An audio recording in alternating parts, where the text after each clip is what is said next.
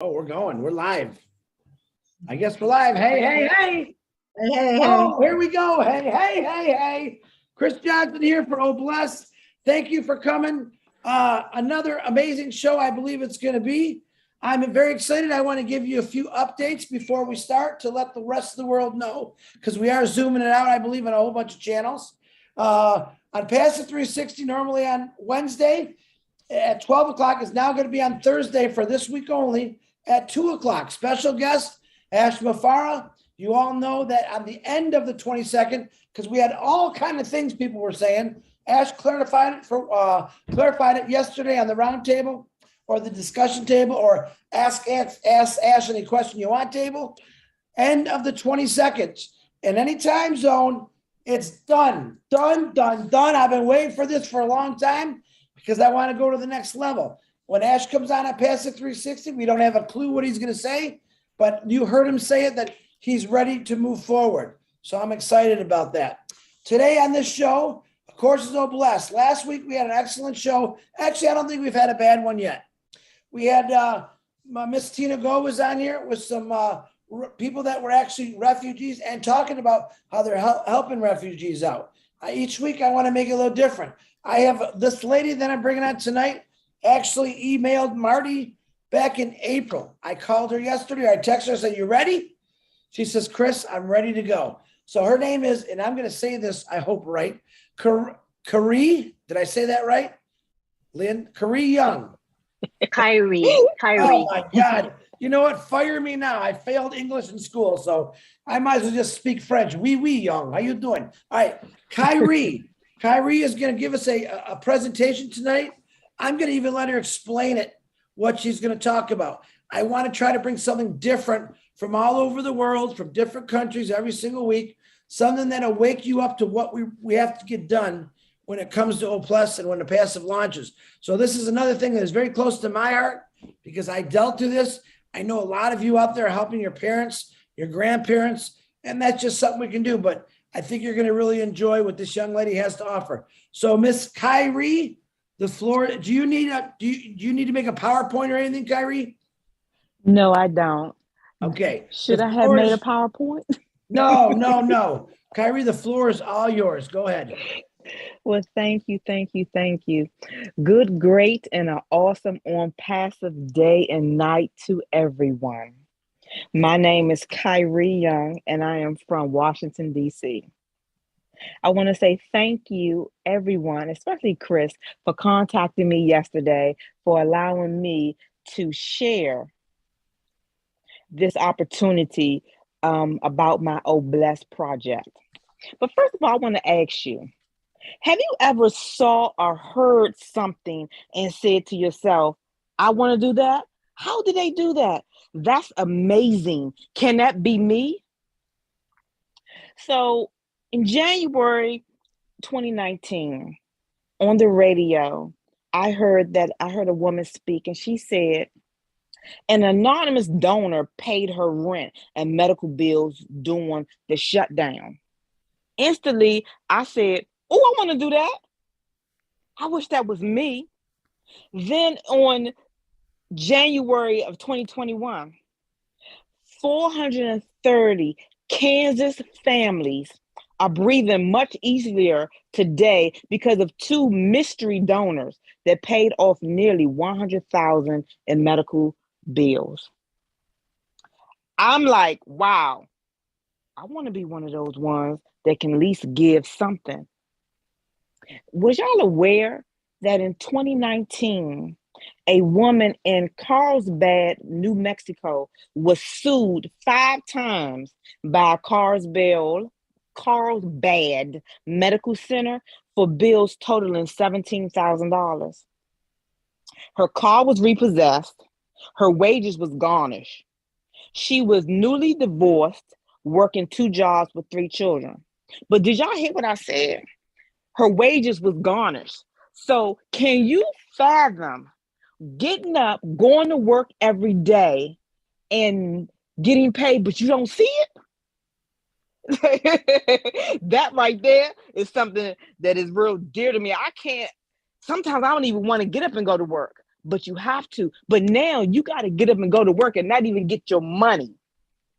So I was like, wow, what is going on here?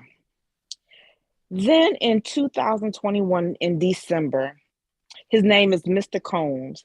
He received his heart transplant. His wife is my good friend from high school. We often would share laughter over the speakerphone, just cheering him up. And his roommate would be there and joining in the conversation. One day I called him and asked about his roommate because I didn't hear anything. It was just nice and quiet in there. You know, we laughing and usually he'd say something smart and just join in. And he told me this unbelievable story.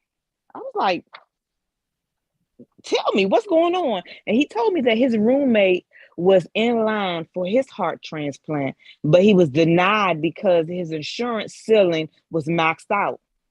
I didn't even know that an insurance ceiling could be maxed out. I didn't even know that if you don't have a certain amount to put towards your surgery, if basically they would deny you.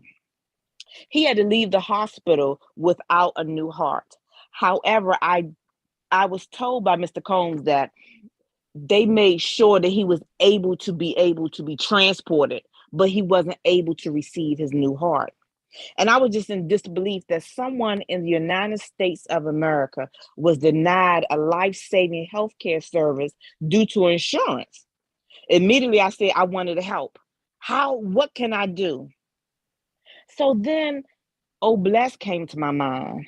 I said, okay, I want and I have a strong desire to apply Oh Bless to financially assist hospitalized patients who have reached their insurance ceiling and has been denied any life-threatening healthcare service, which would impact their and their families' welfare, which could eventually lead them to poverty. So I asked myself, what avenue would I use? How would I go about this? And then it dawned on me, majority of hospitals have social services within the hospital, which is a valid resource to connect with patients to the Old Blessed donations. And then I could get the consent of the patient and I would not be infringing on any HIPAA rules and regulations. HIPAA is one of I believe, the hospital rules and compliance in the United States of America. Um, by working with the social services and the patient, I would pay the hospital on their behalf. My goal is to have a website with a map of the United States, with each patient who has been a recipient of Oh Bless will be shown on the website's map with a dot, similar to the old Founders Testimonies website that we have. The dot would not give any personal identification information, but what it will do is give the patient's initials, the hospital name, the Oh Bless amount, and the reason. And by me doing this would be an act like an accountability. This will validate the Oh Bless donations that will be used for the purpose. This will let people know that when they donate, is actually going to someone. It would be seen.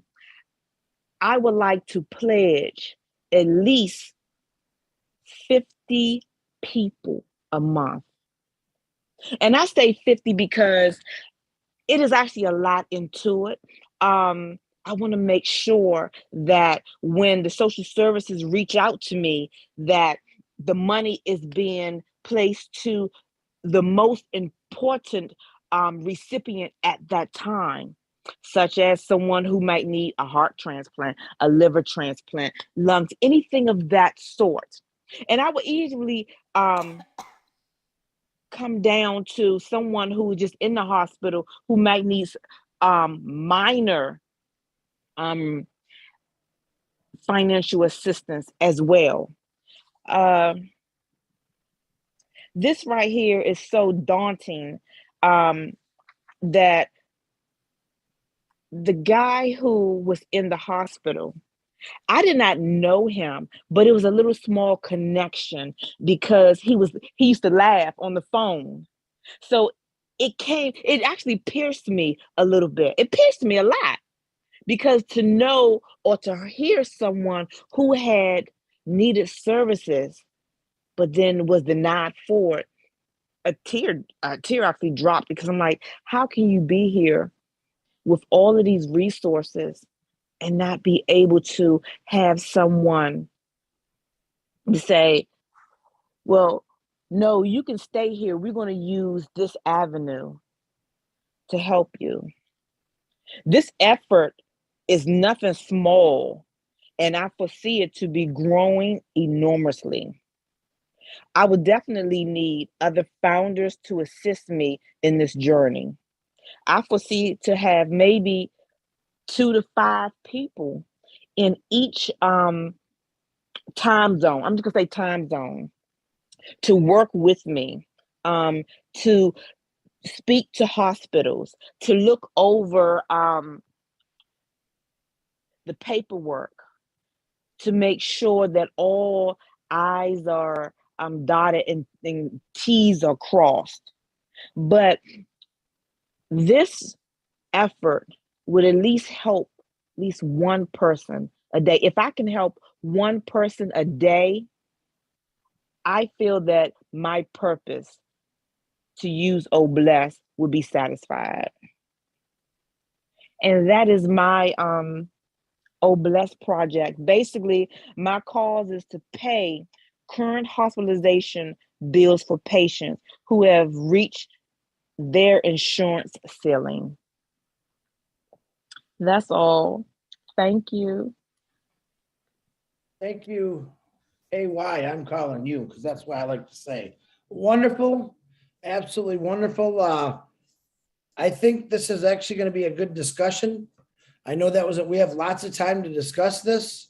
I'm 100% agree with you, Miss Young, because I've seen it through my whole lifetime, through my relatives, who most of them were business owners. Where I was in the auto industry for years. I had my insurance paid for. Where my parents always had their own business, so they paid for their own insurance.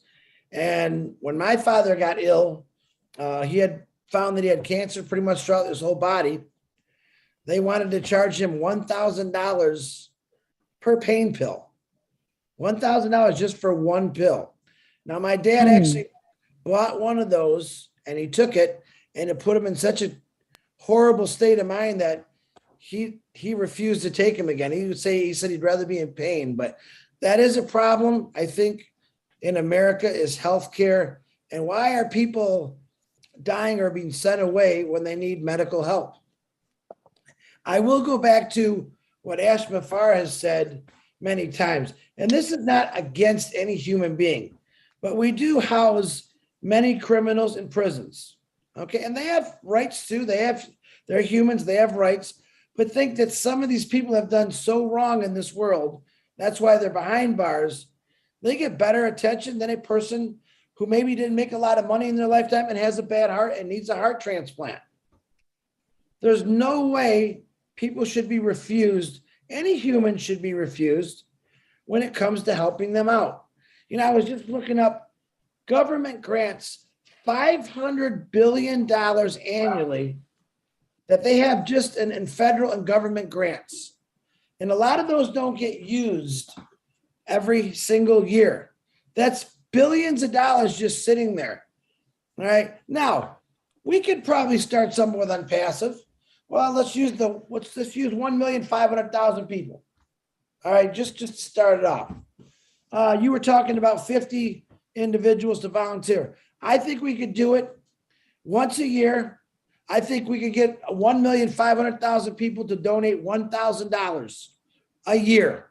Every 1,500,000. Someone do the math. Someone get out the calculator. You tell me how much that is. Real quick. Let's see who my mathematicians are in here. $1,500,000. So $1,000 times 1,500,000 is how much? $100,500,000. Okay. Can you imagine if we just took that money every year and donated it to every hospital? And we could probably get away with doing it 2 or 3 times a year once things really get rolling. Can you imagine that every single hospital in the world now will be funded this money, which has to be definitely kept track of, that anyone that walks into that hospital, no matter their financial status, their racial status, their gender, gets honest to good, the best healthcare, the same as the guy that drives the Rolls Royce. Rolls Royce, I said, the nice car, let's put it that way. He gets the same respect when he goes to the hospital or she goes to the hospital that's sick. There should be no more, well, this guy makes millions of dollars, so we're going to give him the treatment of number one. And this person down here, they made $30,000, $40,000 their whole life. They didn't save their money. Baloney. I'm sorry. Not everyone is blessed with a brain to become, super rich or starting a business or whatever you want to say it. But when it comes to you being sick, you're telling me a passive can't put something together like our government's federal grant program, except we make sure the money goes to work. The federal grants are brought in to help many people, mostly for businesses, building homes, stuff like that. But can you imagine if we had it in a passive grant system where all this money once, twice a year gets funded to every hospital in the world, and anyone that can walk in the hospital, no matter what, gets taken care of, gets the right medicine, not no junk, the real good medicine, what they need. And I think it would be a great idea. So if anyone has any questions or comments or any ways they want to add to this, please raise your hand. Now, this is a tough one. It really is a tough one. But we have Latoya raised her hand. Who? Oh, Latoya? Latoya, please. Thank you, Julie. I didn't even see it. Latoya, you're first, and then Jennifer, you're next. Latoya, go ahead. Hi, everybody. Thank you so much for giving me the opportunity to speak. This is also near and dear to my heart. I'm a licensed clinical social worker. My first experience as a professional social worker was in the hospital setting, pediatric hospital. And I have also worked in military hospitals, military treatment facilities. And the vast difference between knowing as a service member, you have every available medical option for you and your family, because when you're active duty, you don't have to worry about insurance. You go to the hospital, they diagnose you, they tell you what you need for your treatment, and then you get everything. You get every scan that's required. You get every test that's required. You get to see every specialty that's required, because none of those charges are going to come out of your pocket. So if you're feeling ill, you can just go. But the difference in the situation with civilians or people who don't have don't have insurance coverage, people who have to depend on insurance companies to be the middlemen between them and their medical care is terrible. So now I do in private practice, and I'll tell you there's 2 ways that people leave therapy with me.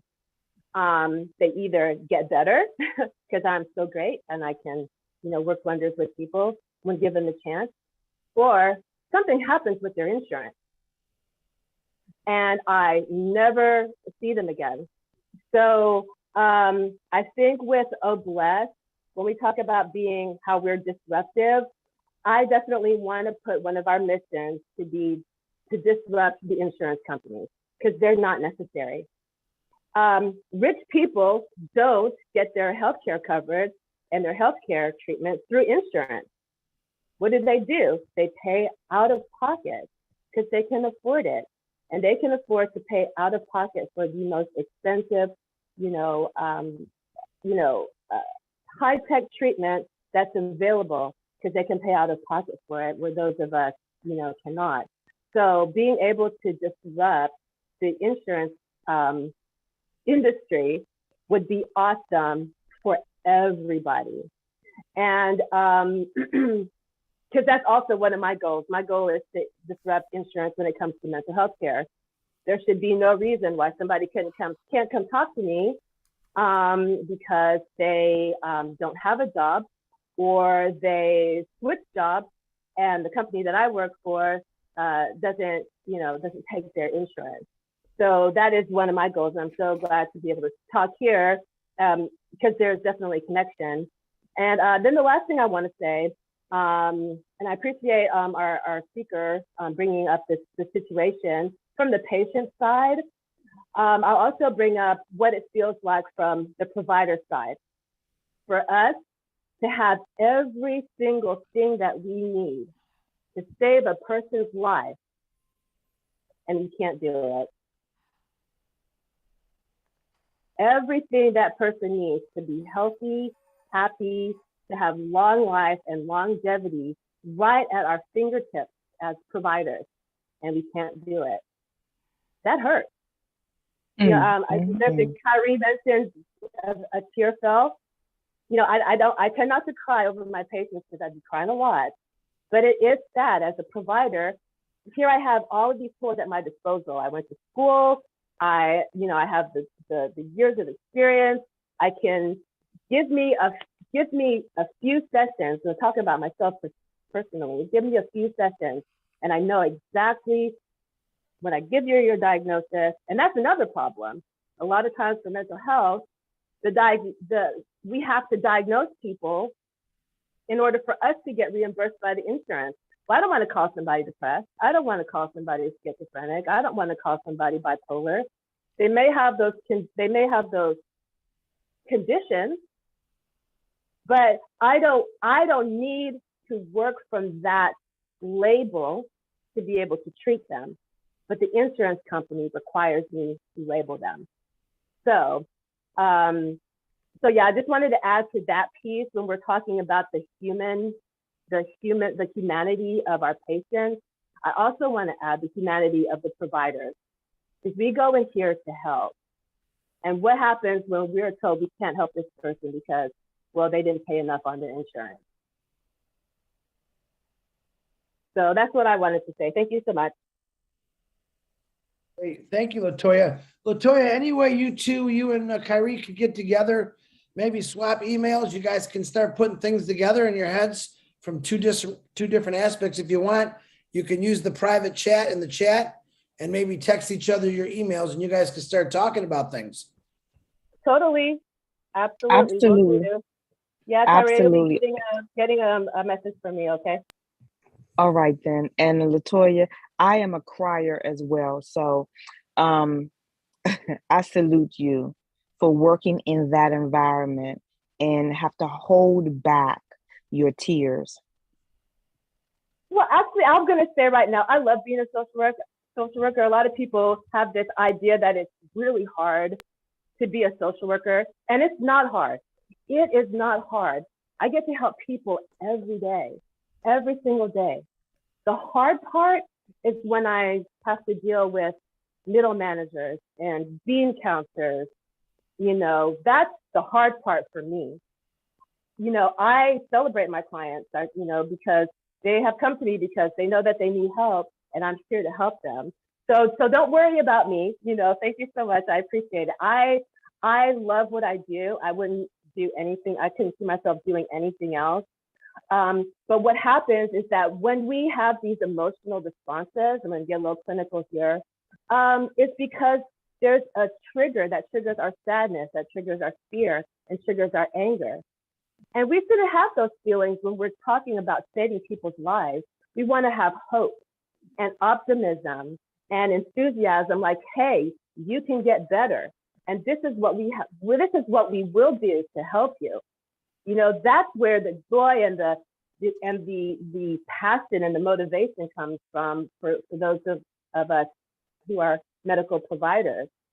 But where the tears and the frustration and the anger and the I don't know what to do is because we are being let down by the industry, period.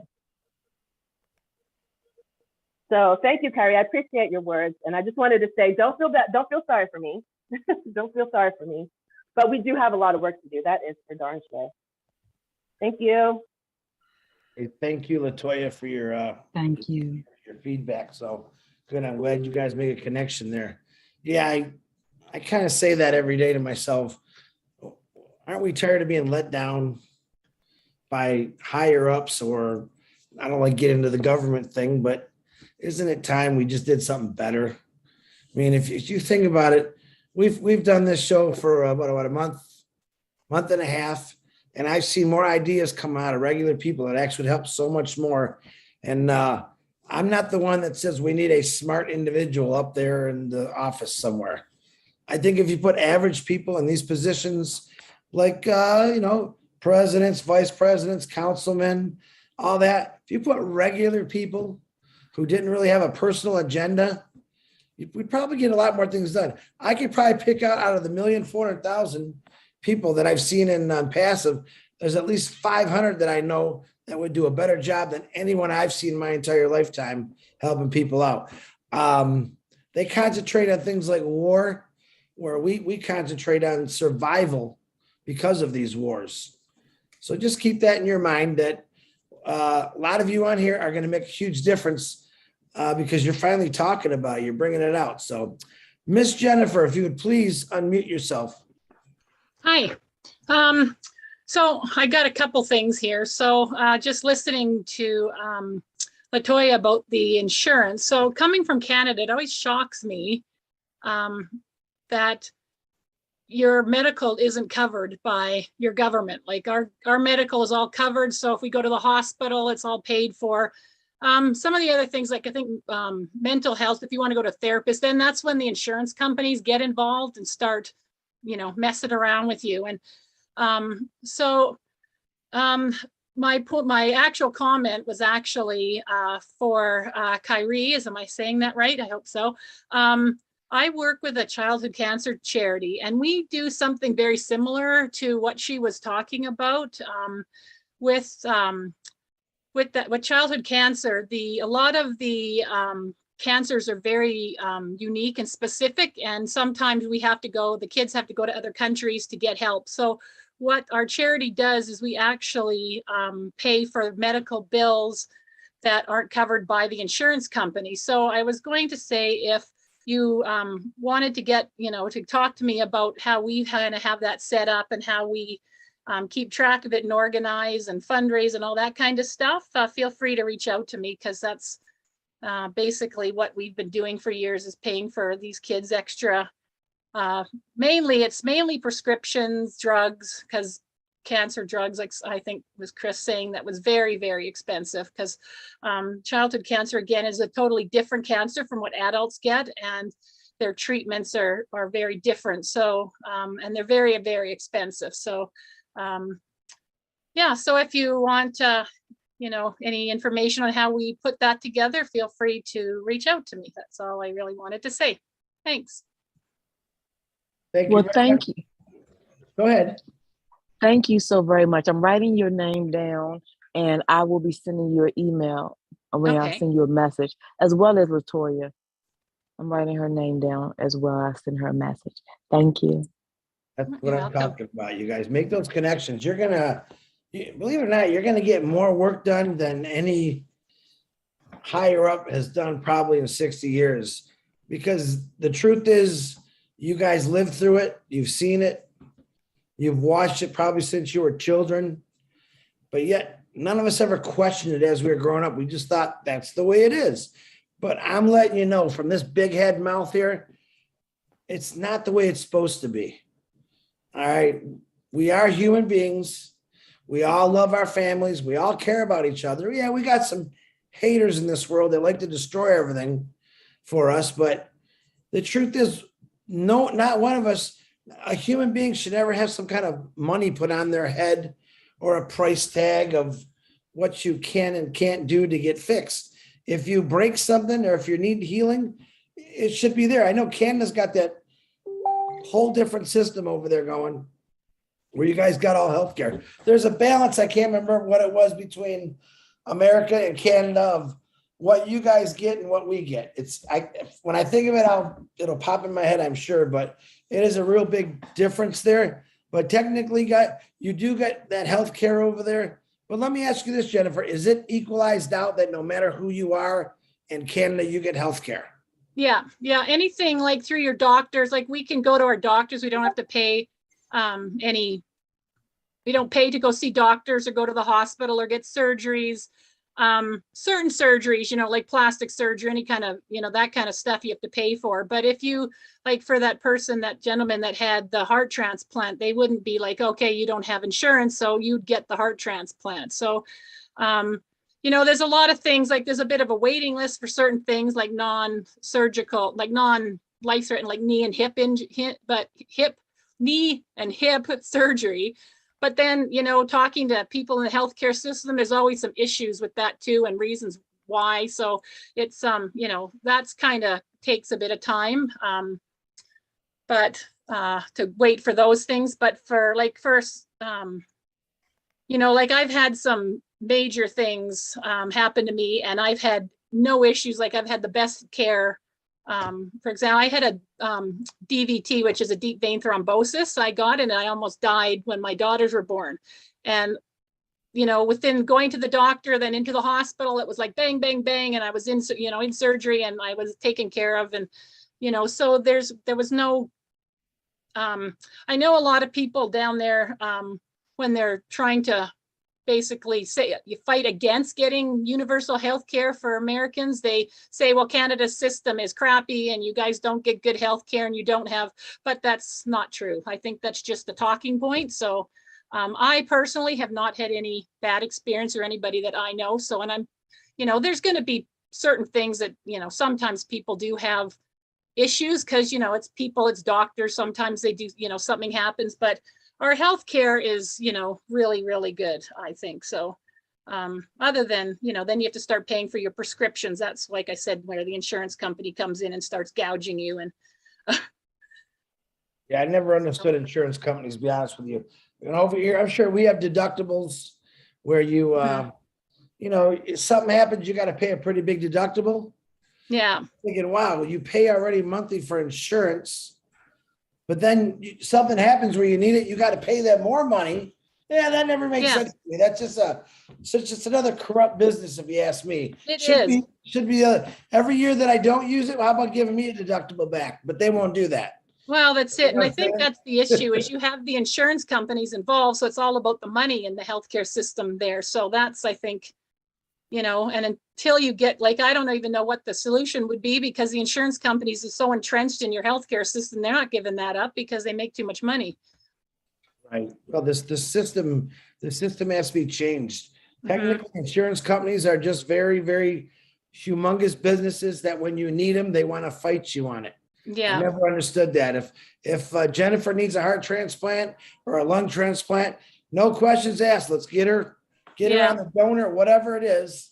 I mean, I got to believe in the next 5-10 years, they're going to be able to make heart and lungs through artificial intelligence, literally from man-made materials.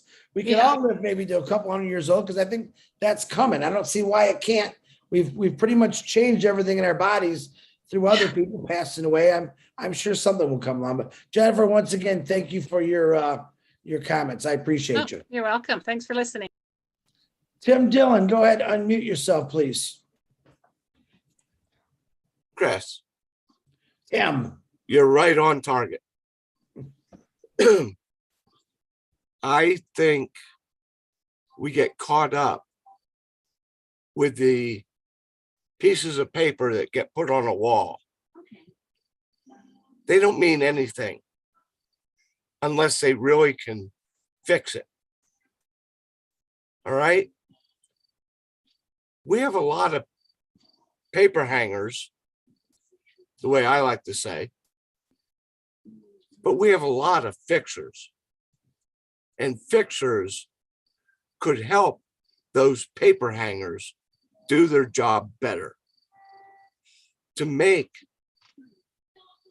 their ideas come to fruition in a reasonable amount of time.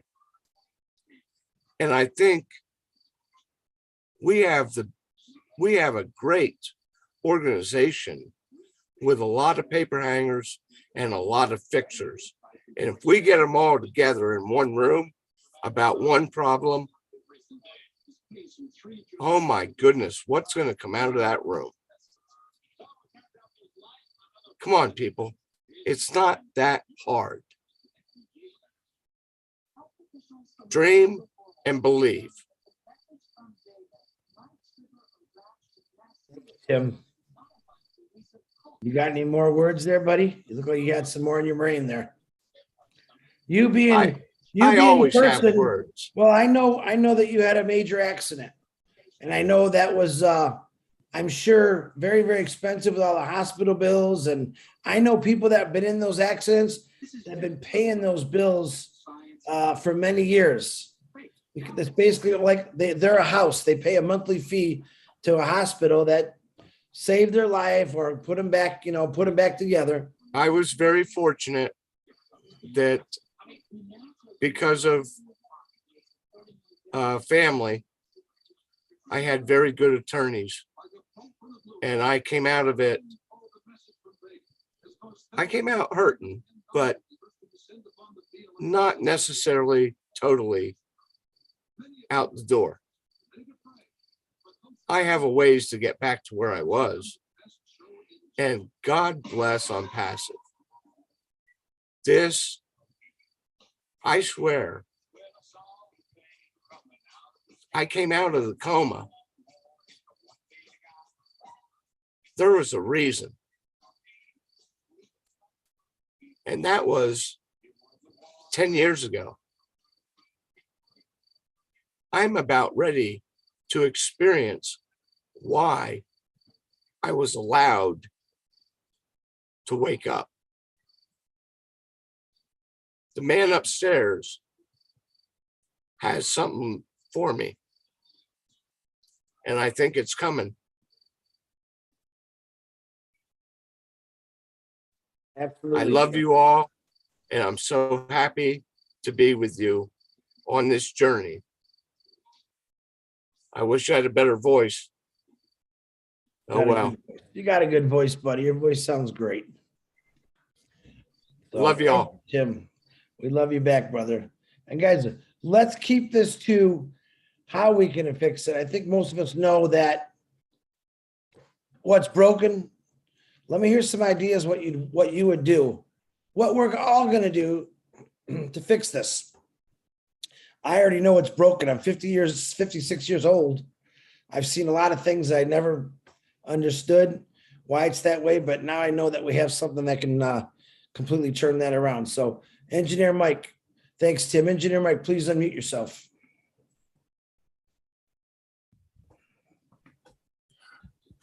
Yeah, good evening, everybody. Good evening, all leaders. Just to let you people know how it's very hard hearing. Thank you for the speakers who first spoke. When you see people going through problems, ill health is what you don't want to have. You always want to be healthy. Ill health costs a lot in people's lives and homes. I had a surgery on the 3rd of June. I've been on the waiting list for that surgery for like over 2 or 3 years. But like what Jennifer told you people, in our country, Canada, it is quite different. We have good healthcare. So my surgery on the 3rd was very successful, and it was free. Okay, it was free. I had full anesthesia. It's not like it was just some kind of minor surgery. No, it was a major surgery, but I've still been very active. I was there for like 3 days and I was out. So just to let you people know, this country, when it concerns healthcare, you see how people, you'll be on that waiting list, but when the time comes, they'll attend to you and they'll do it with all their heart, and they'll keep on calling you to follow up what is going on with you after the surgery, like post-surgery. The nurses will call, the doctor will call. So when you people tell me all the insurance things and all of that is really hard-hitting. People will be on the list, but they cannot get healthcare because they don't have insurance. It's so, yeah. It's a surgery that I could have paid by myself, right? But just the fact that the country can do it for you for free. So why not? It's different.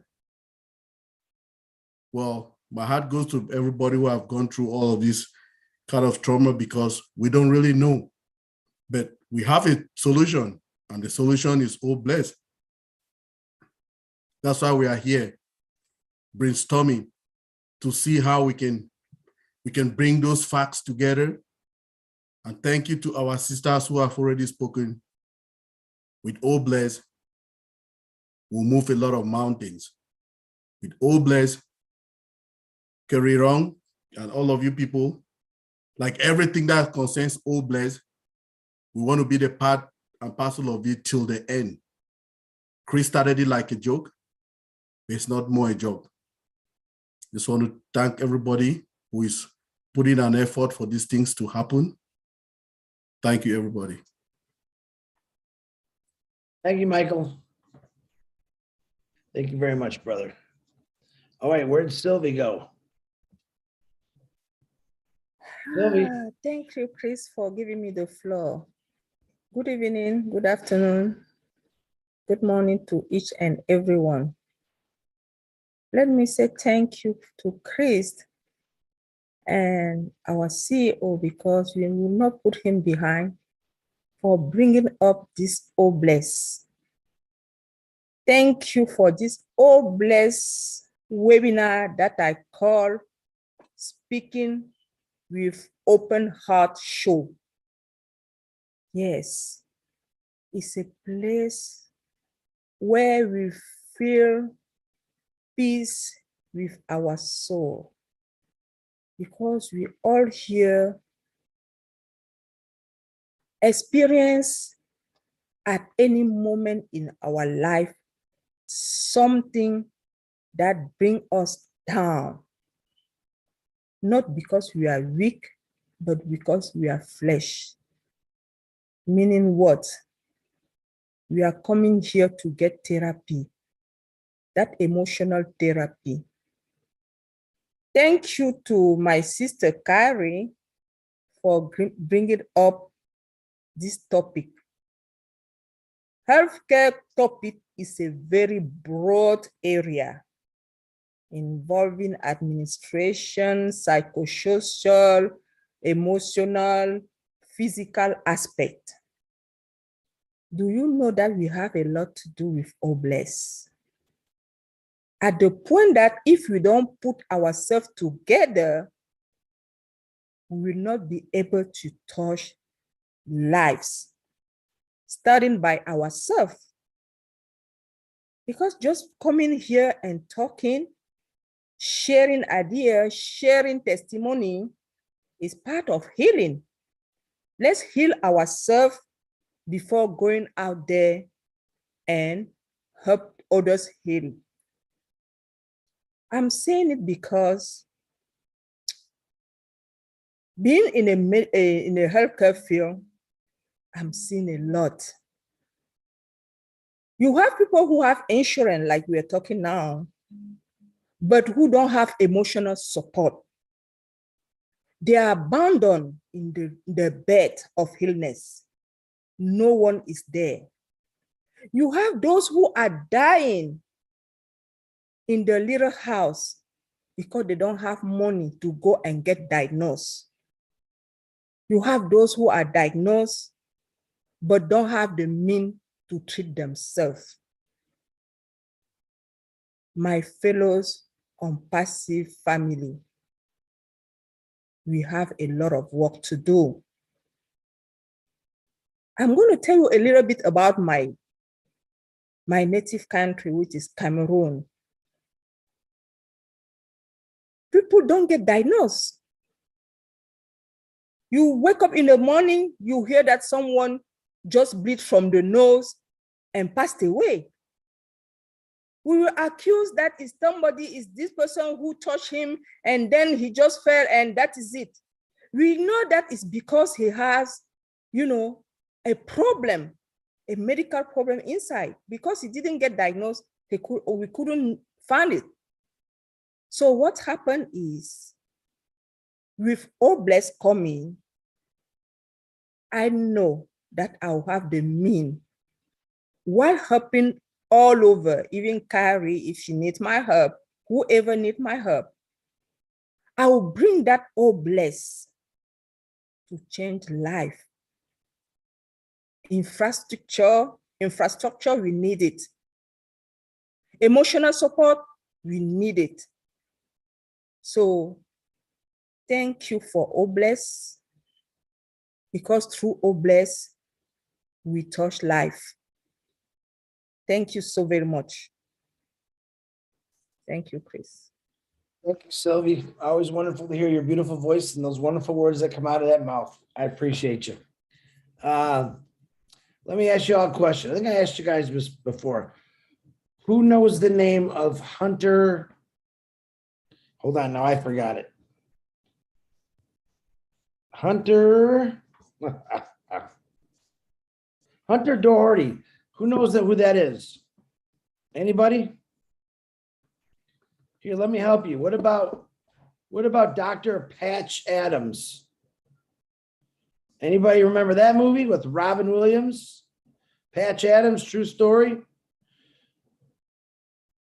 That guy is still going, believe it or not. If you ever get the chance, watch that movie. It's actually a true story, almost to the T, where some things have been changed because of Hollywood. But that man is still going. He believed in free medicine. He wanted to be able to fix anyone through laughter. And he always said there's a way to help people that are sick. You just got to find it. I have been trying desperately to get that guy to come to a Zoom meeting because you love it. And I'm pretty sure I could get him. I just got to keep trying at it. I would love, and I hope he comes on because very interesting guy. But go see the movie. I think it's called Patch Adams, starring Robin Williams. It's really a good movie. And when you see the movie, you'll understand why I would love to get him, because he would love Obless. That's his whole life of just helping people. And the funny thing is, this guy is such a genius. He's a doctor. He's a comedian. He's on social media, and he don't make a dime. He's as broke as the guy that's living in a third world country that don't make $5 a year. It doesn't stop him. He just keeps going. So I am working on trying to get him to one of these Zooms. So Mr. William Marshmallow DeLorme, please unmute yourself, brother. Hello, Chris. Hi, buddy. I wanted to talk about my experience in the hospital, and I want to relate it to what you're doing right now. So, I was in for 2 months and 2 weeks, and a month and 3/4 of it, I had an IV in my arm. I don't know how many bags that is every day.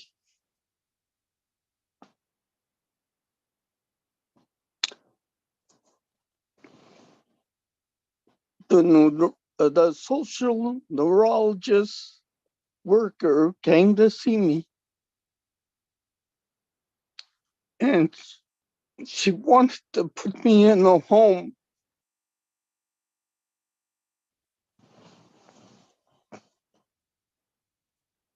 I said that was going to be very expensive. I worked to survive. I think I sent you some pictures where I worked at the recycling plant. I worked taxi for 7 years. I worked very hard. And I think what you're saying about working for you worked in the factories. That is very hard to do. I think it's very hard on a person working for 20, 30 years. I didn't realize what a pandemic could do, but I guess I found out. And I have a lot of respect for the people that were in the hospital. I sponsored some people in ONPASSIVE in the hospital. So there was a reason for me to be so strong. I have ONPASSIVE.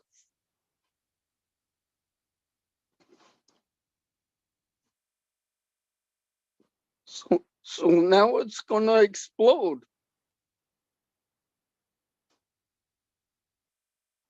So being here listening to all these stories, soon as we fix the underlying issue with Mike Ellis was talking about, we're gonna explode. So those are kind of the things I'm thinking about right now. There's places like creativity, artwork that they do in the hospital. I want to help them out. There's all kinds of things we can do with those bushel of apples. But right now I have to fix those underlying issues. And as soon as ONPASSIVE is coming, I'm going to have more exercise. I'm going to go once a week. I'm getting better all the time, my strength. I even dreaming of just getting out of bed and walking. I can feel it. So I'll be dancing, buying a mountain bike. I'll be doing these things. It's all about hope that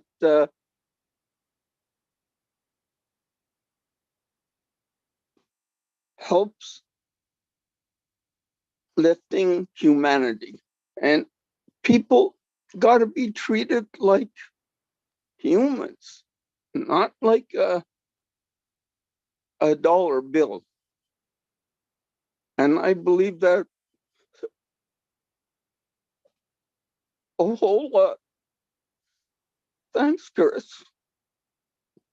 Hey, thank you, William. Guys, there you go. All right. Glory, glory, glory, glory, glory to you. Glory. I'm a crier. I'm a crier. William, that's pretty powerful there, William. Guys, that's what maybe the people who are in charge of all these things should listen to. Someone like William who's been there.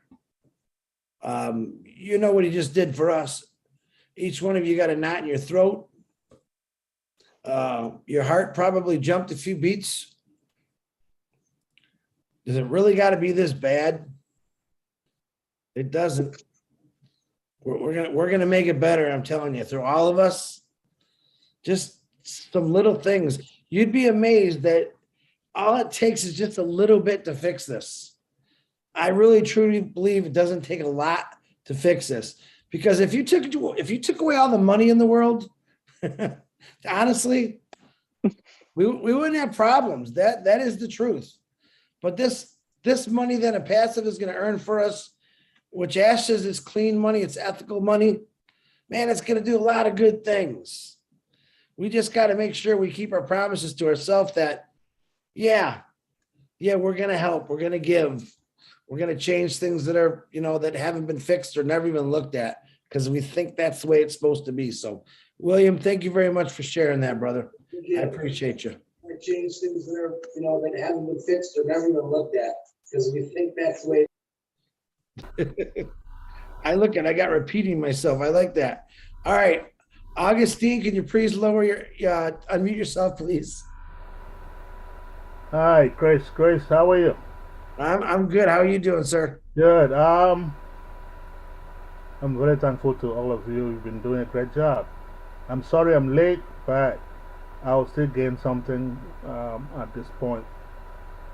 Um, I have two things to talk about. I don't know. Maybe I may be wrong because I was not there from the beginning. We focused. I mean, our brainstorming focused on a paradigm shift because we observed and accurately saw that the status quo cannot solve this big problem we are talking about. We cannot do the same thing and expect a different result. So I hope we were brainstorming with a focus on uh, what do you call it? What did I say? Yeah, with a paradigm shift in mind. With a paradigm shift in mind, because we cannot approach this with a paradigm shift. I'm sorry, we'll be doing the same thing.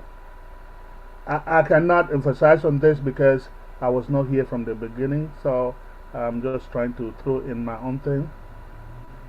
Yes, because if we brainstorm with a paradigm shift in mind, we would be hoping to get a different results from what obtains now, because the status quo cannot solve this big problem.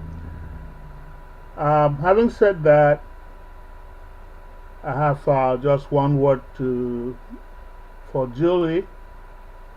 Julie, please, I got your email, but you said you were going to get back to me. I've not had anything concerning the person I registered.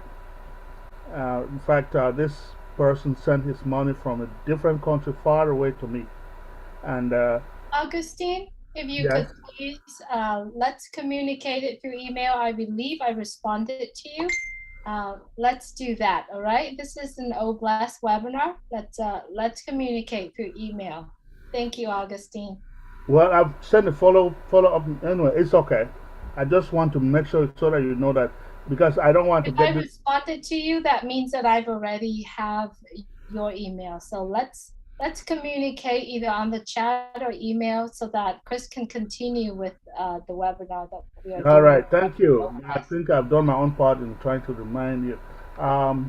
Appreciate it. Yeah, so, yeah, as I was saying, I may be wrong, but that is the way I'm thinking. I got you, Augustine. I understand. And just on that note, guys, Julie Wen has taken on quite a big challenge in the last few months of assisting support with many, many issues. Now, I know a big thing has been turned in recently, and she's still going at it. So don't worry about it. Even though the founder's position is ending, all right, all that stuff that she received has been turned in. So you're all okay. You are all okay. Okay. Okay. And I promise you that because I'm up usually with Julie late hours every night while she's working on that stuff, and she puts 100% of her own time into doing this for every one of us. So, well, really, I appreciate her. I appreciate her. It's just that I wanted to be.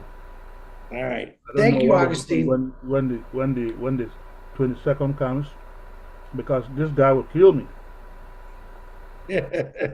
Yeah, no one wants to miss out, do they, Augustine? Okay, thank Hey, you. you tell that guy that's upset once he gets in, I'm going after him for no blessed project. You tell him I said that, okay? That's right. Let's fix this paradigm shift. Yes. All right, thanks a lot, Augustine. Okay. All right, Miriam, could you please unmute yourself, please? Hi, everybody. We're talking about healthcare this evening, and one of the things, well, we talked about this before, I believe. One of the things I mentioned is I want to help the veterans, Veterans Hospital. We have it over in St. Louis. Um, it is old, it is run down. When you go in there, those veterans don't have what they need. Okay. The beds are old. The equipment is old. Some equipment they don't even have. They don't get all the medicine. I wrote everything down. So if I could help, I would like to help with equipment, supplies, medicine, everything. The, the veterans, the hospital just needs new everything, you know, because they served, they took care of us. Now they're in a hospital that is undesirable, okay, to be nice. It's they don't deserve it. I mean, they don't. It needs to be they need to have care. A lot of stuff that they need, they're not even getting. My first husband was a vet, and this is why I know it.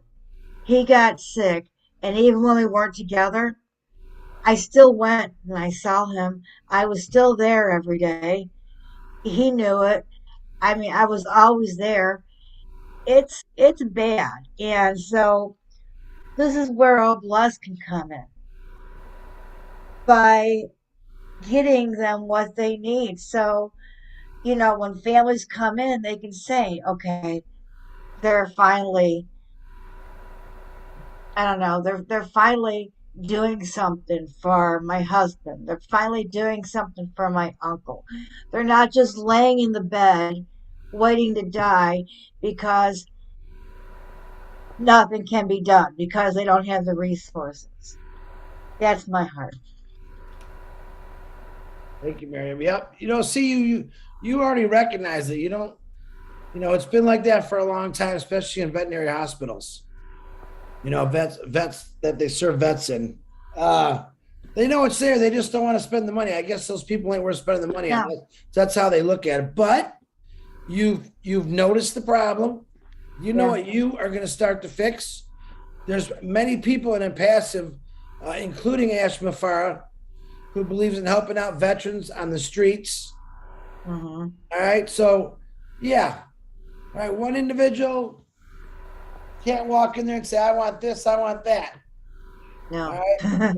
but if I went and walked into the hospital, whether you knocked on the door or the president or the chairman of that building, say, listen, we're going to come in, we're going to refurbish this entire hospital with equipment, beds, facilities, everything fixed. You think they're going to say no? That's what it's going to take, believe it or not. Yeah. Even though they're going to try to say, oh, what's in it for me? What's in it for you is maybe we'll let you keep your job because you should have brought this to the attention of the committee years ago. Is why that guy that gave his life or lost both his legs and his arms to fight for our freedoms is laying in a bed that's got rusty springs sticking to it, for crying out loud. They need people that care, not people that just clock in for a job and really don't give two hoots about what's going on. They need people working there that actually have a heart and that care about the people there. That's what they need. Right. Well, Miriam, it sounds like you got a lot of work to do. Huh? Yes, I do. Right? Yes, I do. We could poke and point fingers all day, but until us finger pointers and us pokers go out and actually do something. So Miriam, I'm counting on you to start that up. You got it. All right. You got it. Yeah. Talking about. Way to go. Thank you, Miriam. You're welcome. You're welcome. I also believe that with healthcare, it is very large. But if each one of us specialize in an blessed niche, such as Miss Miriam, if you specialize in veterans equipment, I specialize in people that's in the hospital who needs treatment right then and there. If we all have a certain niche, because there are programs out there. There's a program out there I saw today. It's called Rest in Peace Medical Debt. There are more programs out there that want to pay the debt, but they forget the specializations that's needed. Like you're saying, paying for equipment for veterans. every little niche that we have, even though it's small, but you will be unaware. How can I say it? You'll be surprised how many people is in that small niche that you will be helping that other people don't look at. Very good. Absolutely. Absolutely. Latoya, I see you have your hand back up. Do you want to say something again, Latoya?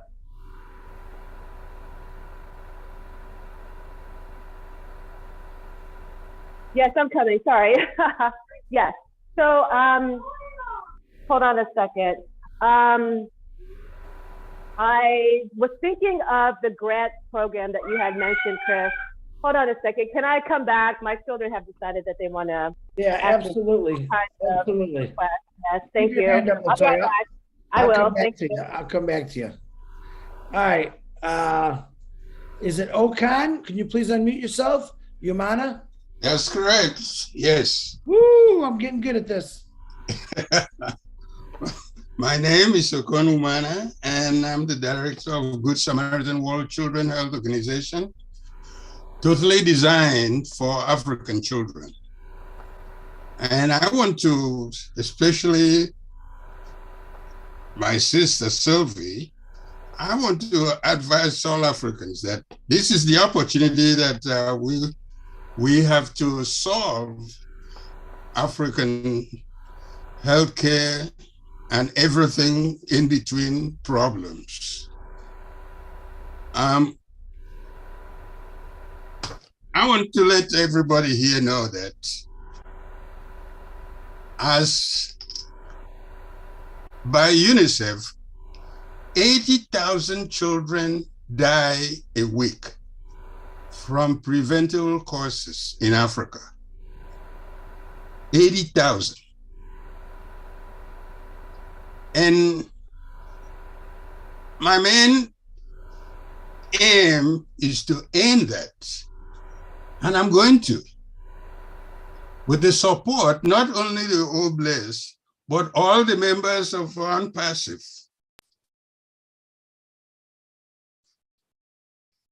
So all of us Africans that are in ONPASSIVE, we should get together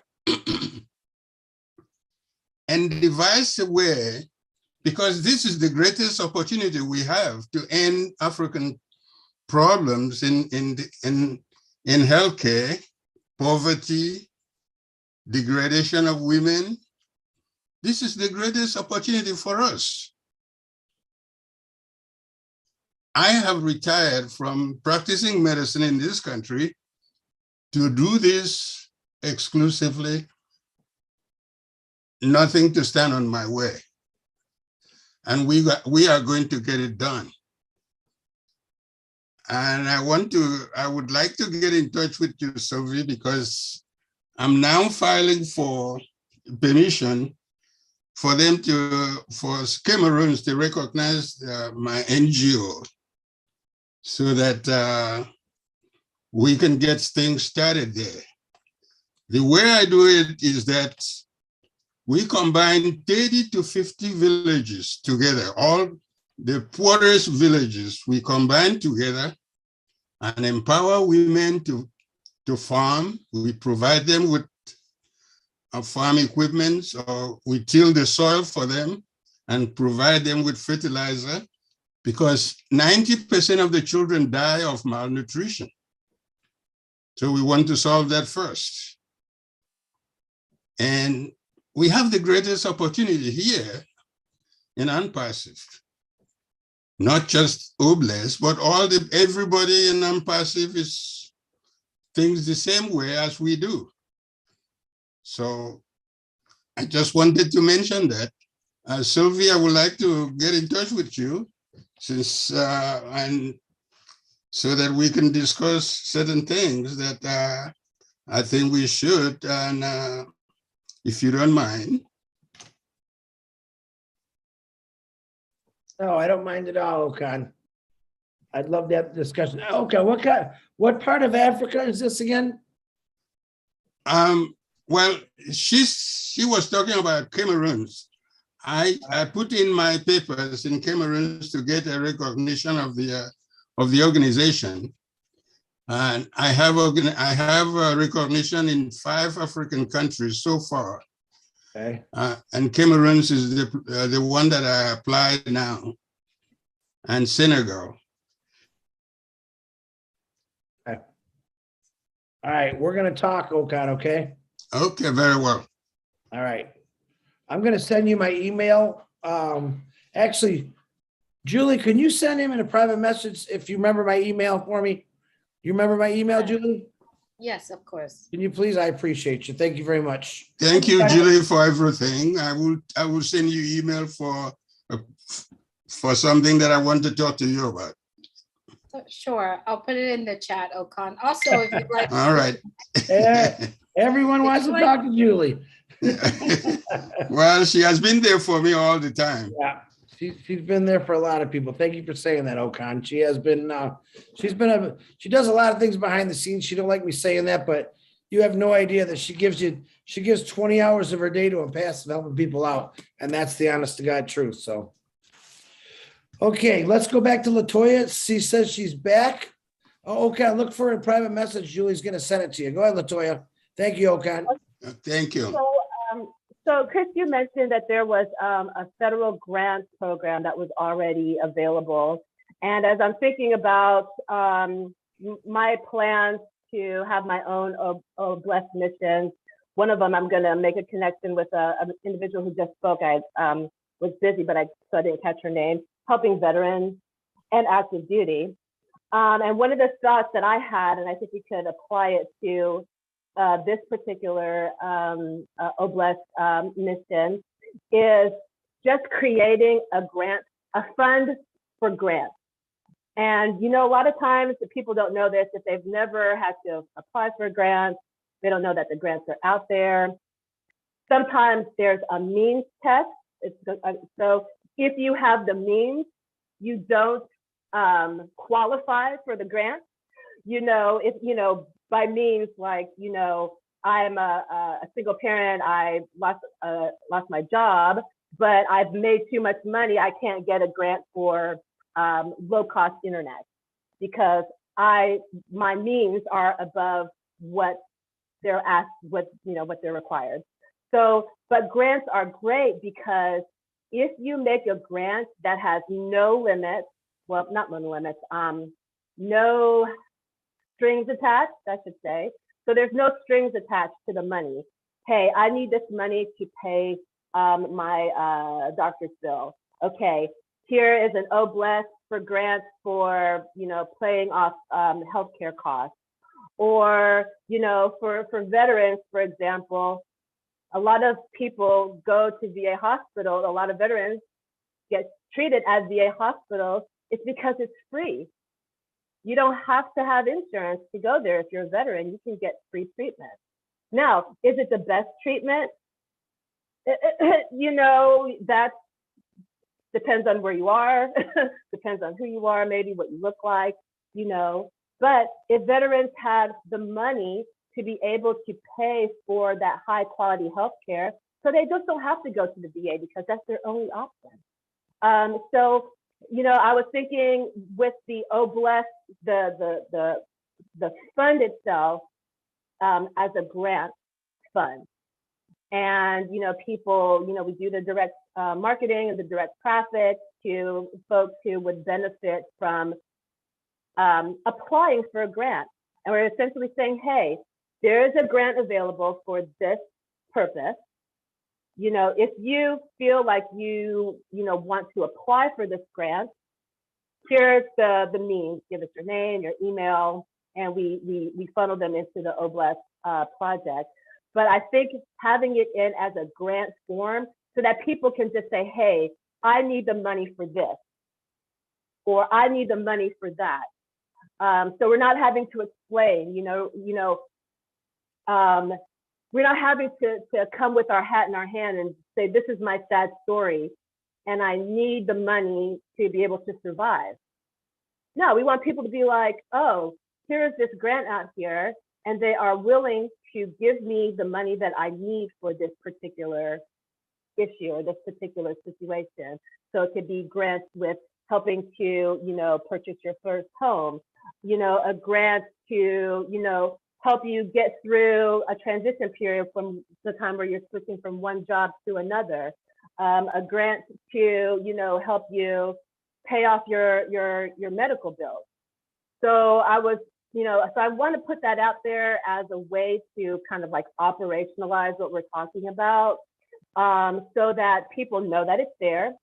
There's no way that you can be turned down. Well, you have insurance, so we're not going to give you this grant because your insurance will cover it. Well, my insurance is the problem. Well, we don't want to put any limitations on people's ability to apply for the funds. Does that make sense? No, it makes sense. Well, it doesn't make sense, but it makes sense. You know what I mean? I know exactly what you're talking about. Myself in my younger days was always trying to start a business one way or the other. And I heard about federal grants. So I went and bought all the books and the literature on it and studied it. And it turned out that I made too much money to get any kind of grant to help me start a business or something like that. That's the weird thing. So, but I'm actually going to talk to the Mr. Ash about why not start a ONPASSIVE grant system through the foundership. And, I know we're going to have he's going to have all kind of different ways OBLESS is going to be run, but like you said, he likes to hear different ideas and it makes him think about more ways he can improve it. So no, LaToya, I know exactly where you're going at. I appreciate you. Thank you, everyone. This is last for me. Kids are going to bed, so I'm actually headed out. Thank you. All right. Good night, LaToya. Thanks again. All right. We got about a half hour left. Let's see. Janine, can you please unmute yourself?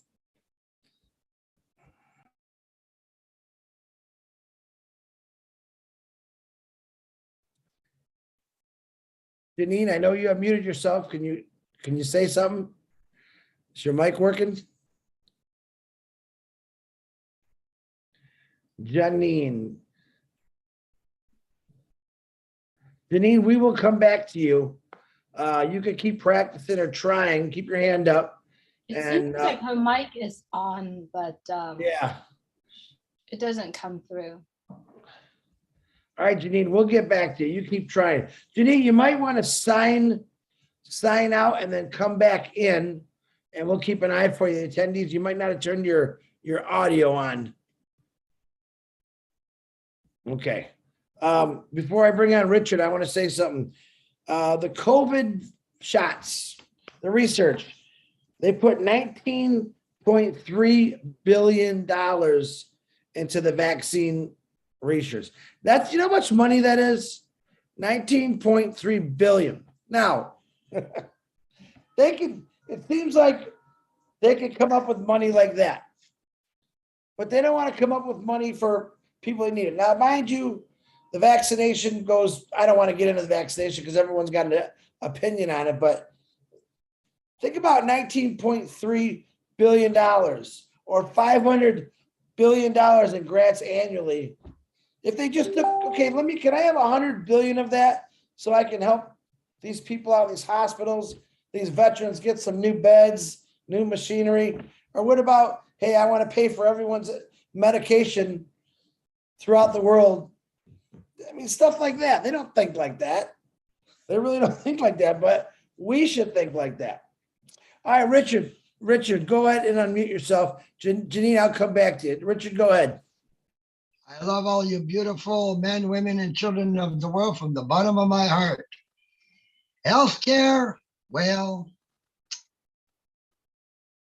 I guess the healthcare would not be under such pressure if the environment in the workplace was better than what it is. I worked in an atmosphere full of poisonous gases. I got caught by poisonous gases way back in '68. We were working in 120 to 140 degree temperature all the time, so we were wet all the time. When it came time to install, finally somebody decided to install a system to cool us down in our panel room. Well, this guy wanted promotion, so they didn't put the system strong enough for us. So we were still at 110 degrees inside the panel room. So I ended up disabled because of it, because arthritis caught me, and it's the arthritis that eats the bones. I ended up with titanium hips. I ended up with plastic eyes from cataract, being told by the specialist that it was caused by the lights in the industry. We don't know that, but those tubes that we have all over the industry, they actually flash. That's what he was telling me. They blink and they flash. And that's why a lot of people have eye problems. So what I'm trying to say is, there would be, if we could work with companies to make their environment better for their workers, OBLES can help in that way. Because if a person has a lot, they'll listen to him. Like if Bill Gates went over to the industry, they'd listen to him because he's a billionaire. But it would take a lot of pressure off healthcare. I'll give you an example, the hospital in my hometown. What one hospital in the big city of Toronto uses for their lawn care per year would keep my hospital going for 3 years. So what's happening is the government is not putting the money where it belongs. In other words, the big hospital, they can do their lawn, they get paid for it, but the small guy, small hospital, has to survive. So he's not getting the funds that the big one is because he's small. So that's where OBLES, I come in with OBLES because I got a position that all the money is going to go to my hospital and other hospitals that are in need, not the big guys. They don't need it. Yes, we have free healthcare. We pay for it. That's why our gas is over $9 a gallon right now here in Canada. And that's why when you work, I'd say you might as well say 40 to 45% of your wages goes towards taxes and healthcare and pensions and whatever. But we have no problems, except like one was saying, you're in line when your turn comes. But if I get a heart attack, I get priority. If I'm in an accident, I get priority. So really, it's a good system. There is a waiting problem, but at least it don't cost nothing. I was in Alabama. I got sick. I was in the hospital emergency for 3 hours. They charged me $2,500 and they didn't do nothing for me. Nothing. They just put me in a room and charged me $2,500. When it came time to pay, I looked at the lady. I said, ma'am, I says, I'm a Canadian. I says, we don't pay. So I says, you find a way to make me pay. Goodbye. I'm not going to go and pay $2,500 for nothing done. But this is what's happening. And there's over 40 countries that have free healthcare. Actually, the whole world should. We should go after the oil companies to give a little bit more. Come on, let's put it towards free healthcare. But I love you all. Big kiss, big hug. Didn't want to bring up my problems, but I'll tell you, it's hard to breathe and it's hard to walk when you can't cross the street. It's sad. I used to do 2 jobs for 33 years.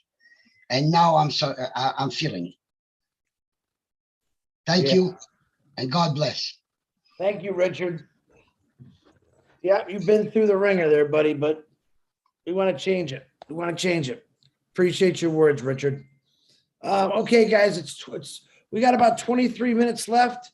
We have Bruce, Edward, Key, and Janine, if her speaker works, and that'll be it. So this is the last call for hands. I'd like to get done at 11 o'clock because I know a lot of people got to work tomorrow. And I have a lot of work to do after 11 o'clock till at least 4 o'clock. So Bruce Gerstein, can you please unmute yourself? I certainly can, Chris. Thank you very much. And thank you so much for putting this on. Kiri, I want to tell you, you have the heart of an angel, and it's wonderful to hear you speak about what your passion is about.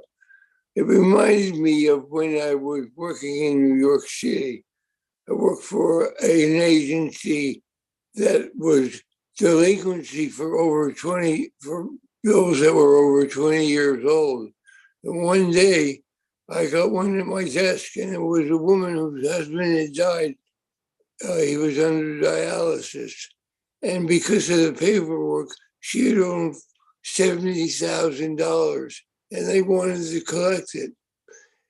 My heart was such that I said, she does not deserve to even see that mentioned to her, and it went into the garbage pail. And I don't think the city bothered with it. It was no big deal. But the thing about hospitals in general is they want money.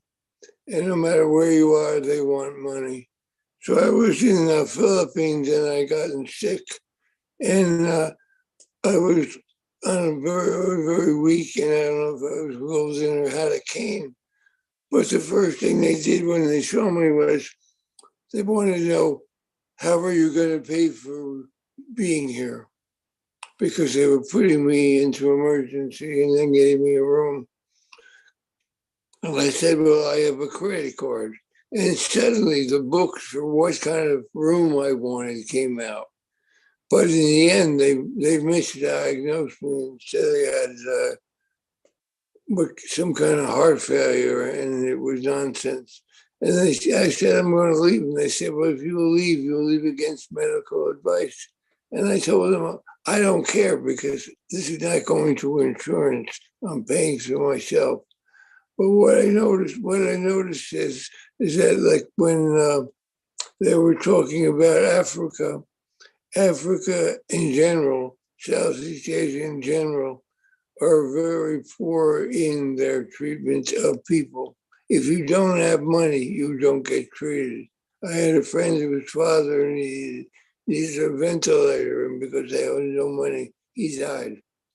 Just because he had no money. Here it's different. Here we have emergencies where they have to treat you. In Canada, most third world countries don't have social medicine. It's mostly wealthier countries that have that. But medicine, social medicine is not free. You pay taxes. So one way or the other, you're paying for it. But that's besides the point. I want to say that for me, I look at what the tech guys talked about a lot, and what Ash talks about a lot, is the autonomy of our system, how much it is self-supporting, how much it is starting to keep everything protected within it. And when we go outside of it, thinking that we're going to do this and that, we forget that our money from OBLESS will come from the funds that we get in OBLESS. When you talk about getting grants and all that stuff, it's good to help people in a system, but it has nothing to do with OBLESS. OBLESS, I also belong to a fellowship that has one tradition that says we're fully self-supporting, declining outside donations. And that's a lot of what we do here in ONPASSIVE too. We don't need to go outside of ONPASSIVE to ask for things, because ONPASSIVE will be able to take care of it all. And that's one thing that I have to remember.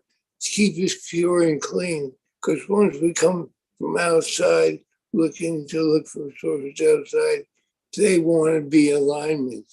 And when they want alignment, they also want to feature what ONPASSIVE is about. ONPASSIVE is about a pure system that allows us to stay autonomous. That's why we have data centers, so we can be autonomous, so we can be free of everything, so everything is protected. And it's very important to remember the protection of ONPASSIVE. But with OBLESS myself, I want to be able to go back to Philippines and go back to Africa and help the people. But what I do know for me is that you can't do a whole village, 20 villages all at one time. That's big thinking. What you have to do, it's like if you have a lake and you throw a penny in a lake, it has a ripple effect. So if you just help a couple of people at a time, little by little, you start to make it bigger and bigger. That way I know that we don't you don't have to get overwhelmed in OBLESS to have things work out. Big projects are for people who understand what it takes to do big projects. Most of us here, there may be people who are specialized in things that help in that. But what's important is that it's like, I look at like the Mennonites or the Quakers, they do what's called barn raising.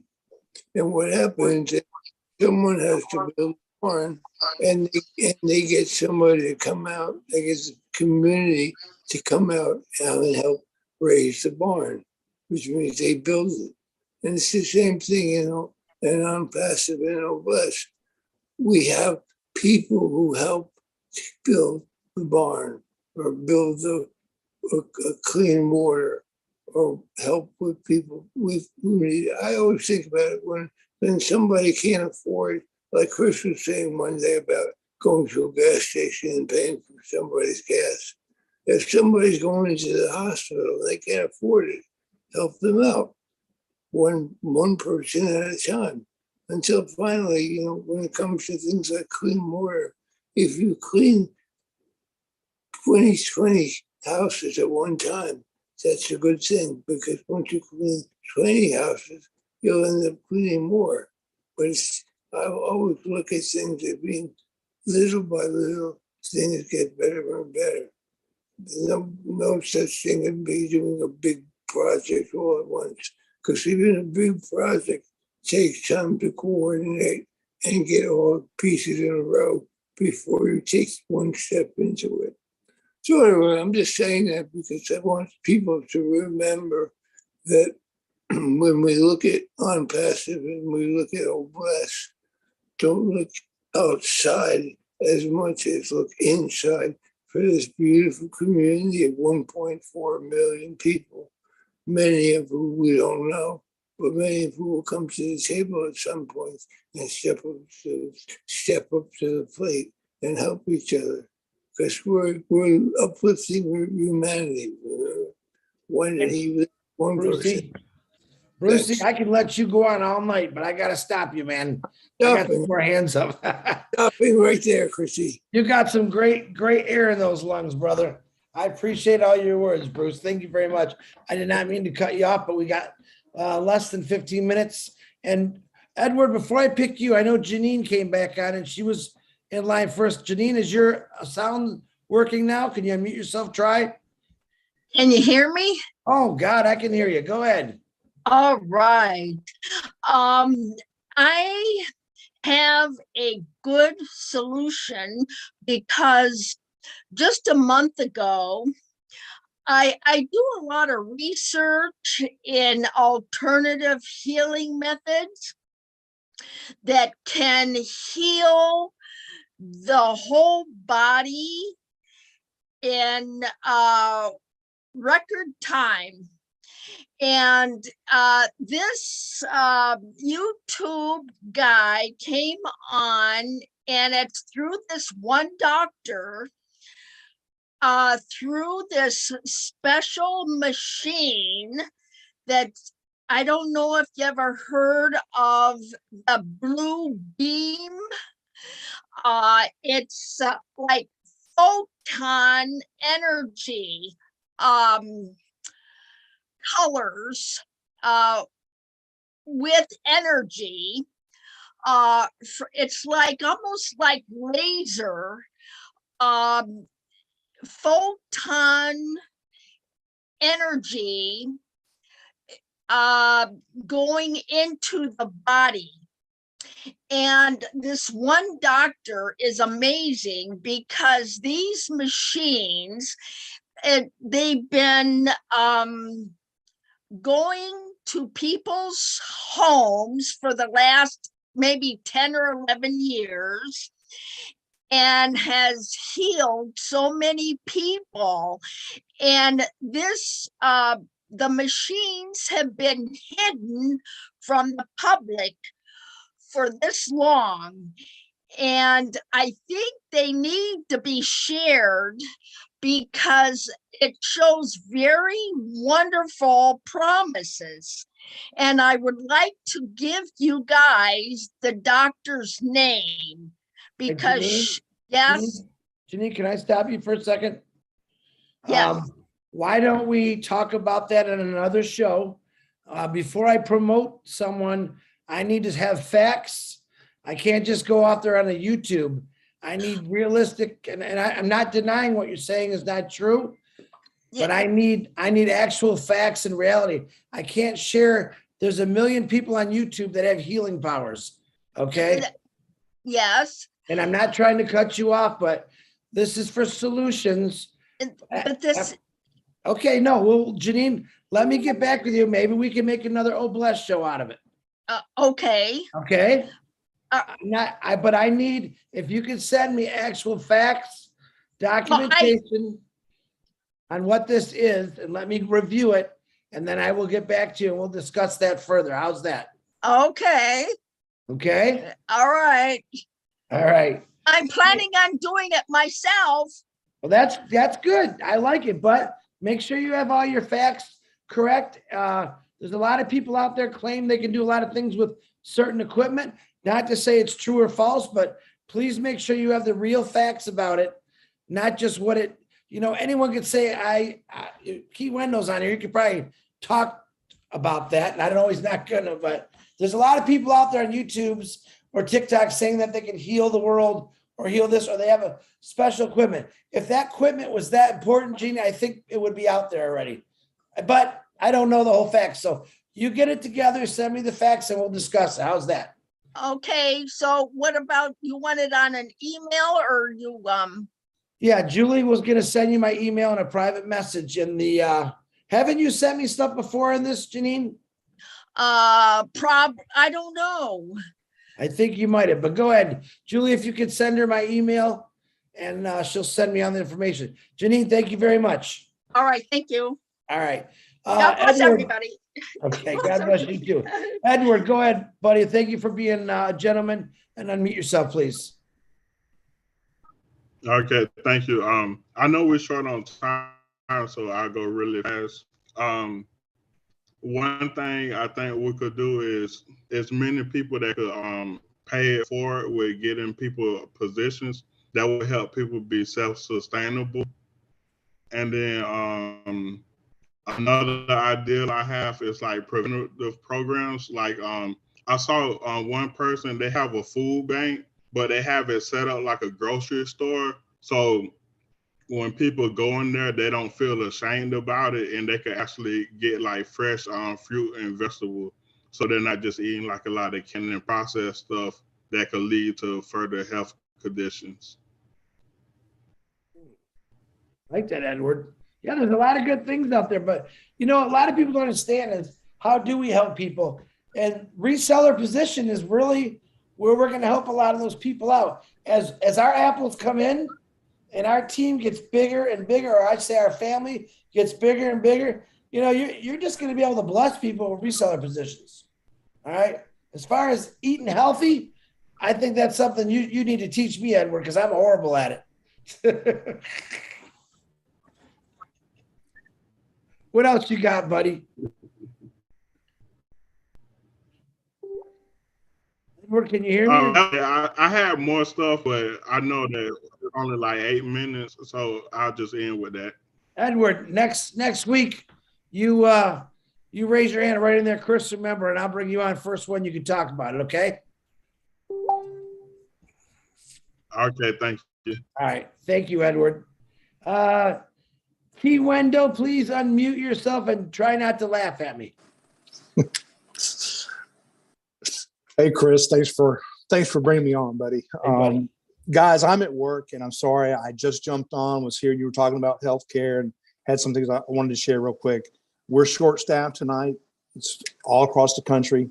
We've already had 3 emergencies in the ER. I've already been to 1 code already, and there's no telling what's going to happen the rest of the night. But healthcare in America is it's broken. Part of the problem is there's some monopolization going on, and I'm going to speak about one software company. You can Google it. You can look it up. It's called Epic. Epic is a software program, and physicians in the ER, I've seen them, the software makes them override what they want ordered. So actually you have insurance companies and you have software companies that are running healthcare in the United States. Doctors are not. It's a problem. I don't have a solution suggestion. The one thing that I would suggest, healthcare is the only business that I know of that if you have insurance, you pay more. And what I mean by that, if you go in for a heart surgery and you've got good health insurance, hospital's going to bill to the hilt your insurance company for that surgery. If you're self-pay, they put you on a step tier level and you get a reduced price. What other business does that? What other business charges you more money because you have insurance, where if you say, hey, no, don't use my insurance, I want to pay for this out of pocket, and you get a discount? That's what's happening in healthcare. The one solution that I want to suggest to everybody, great hospital, great guy, respect him a lot. He's no longer with us. Danny Thomas. Danny Thomas built a hospital called St. Jude. And I can see us coming together, locking arms, and we can build a hospital and call it whatever we want to, children or whatever. And families come and don't worry about getting a bill. It's taken care of. And I think that's something that we can do. We can't do it today. We can't do it tomorrow. But I think it's something that we can work towards doing. We can also work together and have a board. And if somebody has insurance bill or medical bills, they could submit those for payment, be reviewed by people with medical experience and billing within ONPASSIVE, look at it and say, yeah, we can help you out here. There's a lot we can do. Chris, thanks for letting me speak. I know it's short on staff. If I went over anything anybody else had talked about, great to see you guys. I've just been working my tail off, guys. So Key, before you go, number one, thank you. Can you give me a little help on people on YouTube thing? They have certain things that can fix. Just give me your professional opinion, because I don't want everyone to think I'm this hard guy and say no, because I like every opportunity to be heard. Can you give me a little professional when you hear something like that, just to help out a little bit? Anything that's submitted for healthcare cures or treatment goes through blind studies and has to be really peer reviewed, and shows that it's got efficacy and it actually does do what it says it can do. I can't tell you how many times I've gone to patients' rooms and I find chicken feet and feathers in the bed because people believe in voodoo. But here's the thing about voodoo. If you believe in it, I mean, I have heard, and you can read about it, people have coded, if somebody believes they're going to die at 12:01 because they've been cursed, it happens. So it's a lot what goes on in your head. But, for things to be approved within this country, we do have medical boards and reviews and peer reviews. And I mean, the FDA is the biggest bottleneck there is. I mean, that's what happened with the COVID vaccine, was getting things through the FDA for approval. And then everybody complained that it was rushed, so it's a catch-22, but it's our system. There's a lot of problems, guys, but, I think we can come together and help one another, help our friends. I know that, our peer circle of friends within ONPASSIVE, we find out somebody's, needs major surgery, it's going to be done without even asking. But we can do that on a bigger level. Thank you, Key. I appreciate it. And if you ever find chicken legs, if I'm in your hospital, that's because I ate the chicken because I love chicken. You can do whatever you want with the legs. So I appreciate you, Key. All right, David Odo, you had your hand up. Did you take it down? Did you want to say something real quick, David? Thank you, Key. Good to see you, Chris. Yeah, you, brother. I was disabled like 35 years ago, and I was misdiagnosed, and it took me 5 years to find out I had a split vertebrae. So, of course, I jumped for the surgery because, I mean, 5 years of suffering like that, it was driving me nuts. And the surgery failed. So I ended up having these 2 rods in my lower spine, and that fastened my hips through my hips. In 2004, I was in a car accident, double T-boned. And then I think what happened is it shifted a rod on the right. So now my upper body is more over my left leg. So I walked bent over. And there's got to be a doctor somewhere in this world that could probably fix it. Because my doctor says it's a chronic osteoporosis, but it's not. All my vertebrae are gone from the L5 up. And my spine sticks out behind me. It pokes outwards. It should go inwards. And he said that I wouldn't survive a surgery that extensive, but I think I could. You know, it's just a matter of straightening it out. Like, cause I mean, it looks like I'm walking around looking for dimes when I walk, because I have to walk with support because I just can't. David, I'm going to send engineer Mike. He's a big guy, and I'm going to have him give you a bear hug. He's going to straighten you right out. How's that? That would do it, man. Push it right. All right, David. Thank you for your words there. All right, guys. Good show. Edward from Florida. I want to make sure you remind me next Tuesday about bringing you on, because I want to hear about the natural foods. Very interested in that. I think a lot of people are. A lot of people are interested in natural foods. Augustine, keep that beautiful smile on your face, and we'll get your answers to your questions. And everyone, I want to thank Julie Wen and Lynn Nakamoto for helping me run the board tonight. You both did an amazing job. I appreciate you both. I want to thank my beautiful sister, Kyrie Young. Did I say that right, Kyrie? Yes, you did. Yes, you did, Chris. It only took me 2 hours and 5 minutes to figure that name out, but I appreciate you for coming on. And your short presentation turned into a whole bunch of problem solving, didn't it?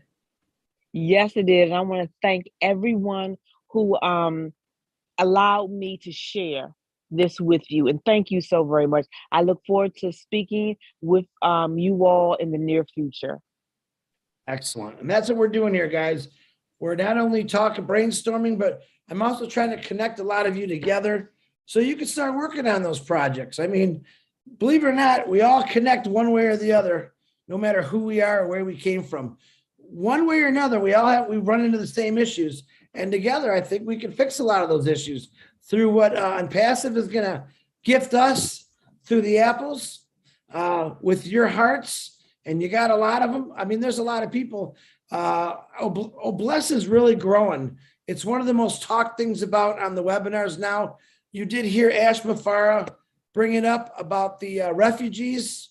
That was a very strange thing that we did. And he put a video. Chris, you're not going to believe what I'm doing right now. I'm actually stacking my truck full of stuff to go help refugees. So it was quite a kicker. I have got a lot of information for people about refugees. And remember this, I myself and everyone care about everyone. I'm not picking one certain thing out. I'm trying to get every country to share the story. And I'm asking, if you're in a country that you have a project or a solution, please email me. Get it to me somehow. You can get it to any leader. They'll get it to me. I get them sent to me all day long, and I got to go through them and review them. But I want to thank everyone, including Ash. Reminder again, tomorrow, Wednesday, 22nd, when we go into the 23rd at 12:01, you will not allowed to be able to sign up for any more founders. Okay. Ash Mafara is going to come on with us on ONPASSIVE 360. Marty DeGarmo, Red Redford, and myself on Thursday at 2:00. You might want to be on that. But remember, guys, it's all recorded. Everything we do is recorded. You can watch it anytime. Also, between Red and Marty's updates all week long. Peter Shore, Janet Butler, Daryl Cook, Dan Street, all writing notes, helping everyone out, doing it on their own time, their own dime to keep us all going. Because I have a lot of people that work many hours. And they say, Chris, tell these guys that are taking the notes, thank you very much. Hey, you know what? They know you're there and they appreciate you just as much because they love it. They can go in there and read the notes and know exactly what Ash said rather than being on a webinar for 4 hours. So it does help. But I want to thank you. I want to tell you to keep your hearts open. There's things that need to be fixed. I want you to keep your minds open. And there's things that are so small and easy that we could fix, and just keep looking for those. There really is a solution to every problem.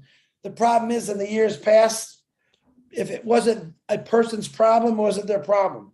Let's make all problems ours and let's try to fix them. Once again, I thank you all. I'll see you next Tuesday. I know, bless, same time. And if anything changes, I'll let you know. But let's just get this going. I love every one of you. Make sure you tell Ash before I thank you. History is being made. History is being made. Unmute yourself and say, hey, hey, hey, hey. Hey, Good night. Good night. Hey, hey, hey, hey, hey, hey, hey, hey.